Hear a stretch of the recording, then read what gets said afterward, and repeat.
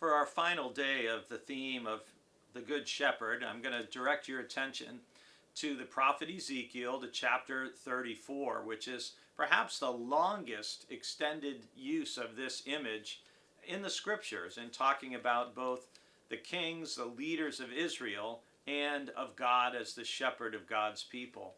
If you look at Ezekiel 34, and I encourage you to look at the whole chapter, at least, just read the whole chapter, verses 1 through 31.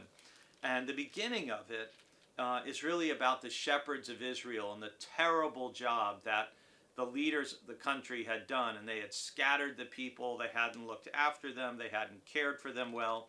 And that's what the first 10 verses of the chapter are really about.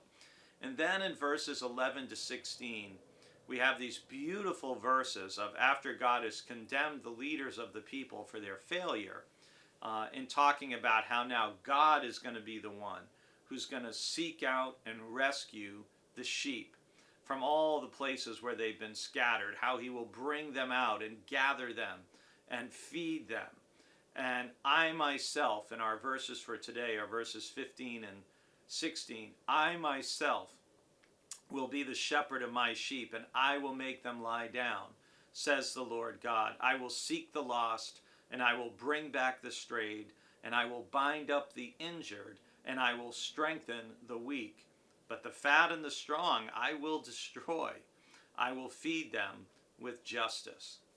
So here is an image that should hearken back, should cause you to remember, oh, that sounds a little like Psalm 23, right?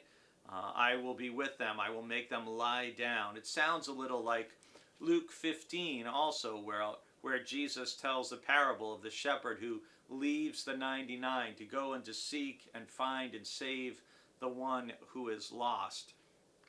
And it also reminds us of John chapter 10, of Jesus seeking the lost and bringing back the strayed and strengthening the weak. It's a little challenging, that interpreting, but the fat and the strong I will destroy. But since it's followed by I will feed them with justice, I suspect that that is referring to those who have been in leadership, who had basically abused and taken advantage of their position to benefit themselves while neglecting the flock or the rest of the sheep. That's how I look at it anyway. And just as a little bonus, if you look at verse 17, God says, as for you, my flock, thus says the Lord God, I will judge between sheep and sheep, between rams and goats. And again, this is a foreshadowing of what we'll see Jesus say in his parable of the great judgment in the Gospel of Matthew in chapter 25, verses 31 through 46, where there's this separation of the sheep from the goats in the judgment of the nations.